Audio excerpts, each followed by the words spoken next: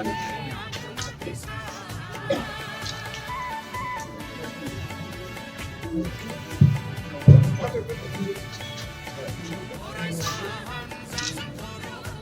बर' हारिनि जय जय बर' हारिनि जय दुलाराय बर' फरायसा आफाद थांनानै थादों एबसु लं लेफ्ट जय बर' हारिनि दुलाराय बर' फरायसा आफादनि 52थि जे एनुवेल कनफारेन्स क'क्राझार आरो बे जारिमिनारि दतमा बड'फानि जे जोनोम थावनि बे गोथार जोनोम थावनि थुलुंगाफुरियाव जोङो 52थि जे जथुम्मा बेखौ खुंनो थांगासिनो दङ आरो जोङो थिग खालामदों जे फेब्रुवारि दाननि फार्स्ट उइक 6, 7, 8, 9 बे तारिखखौ जोङो लानानै दा हाबा मावगासिनो दङ आरो बे जुथुम्माया मोनसे जारिमिनारि जुथुम्मा आरो बे जुथुम्मानि गेजेरजों हारि दानायनि हारि जौगानायनि राजखान्थियारि आरो संबिधानिक जि मोनथाय अधिकारनि बाथ्रा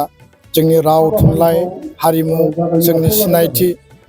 जोंनि थामोनथा रैखाथिनि बाथ्रा माहारिबादनि बाथ्रा गासै बिथिंखौ जों बेयाव गुवार आरो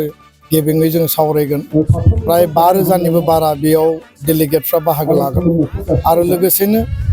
क'क्राझार जिल्ला गासै आसामनि जिल्लाफोरनि आरो दतमानि रायजो राजा बिथांमोननि जोङो मदद जों नागिरदों जों थांखि लादों जे गेवलां मेलाव गाहाय आलासि महरै भारतनि नखर मन्त्रि अमित शाह बिथांखौ जों हांख्रायनायनि थाखाय जों थांखि लादों आरो लोगोसेनो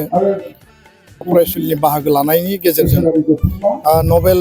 बान्था देरहासातगिरि कैलाश सत्यार्थी जाय सोलोंथाइनि सायाव खामानि मावदों बे सोलोंथाइनि हाबाफारियाव जों बेखौ हांख्रायनो थाखाय जोङो थिग खालामदों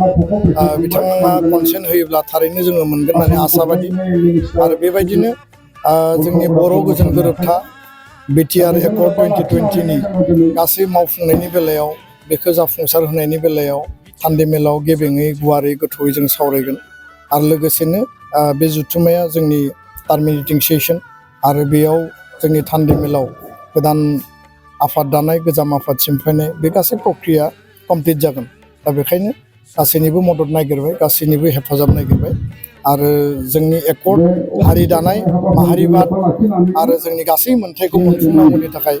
बे जुथुम्माया मोनसे जारिमिनारि जुथुम्मा आरो बे जुथुम्मानि गेजेरजों हारि जौगानायनि थाखाय जों जाहाथे आवगायसे आगानसे जों दावखाबावनो हागोन आं बेखौ गोसो गोथौयै फोथायो गोजोन्थों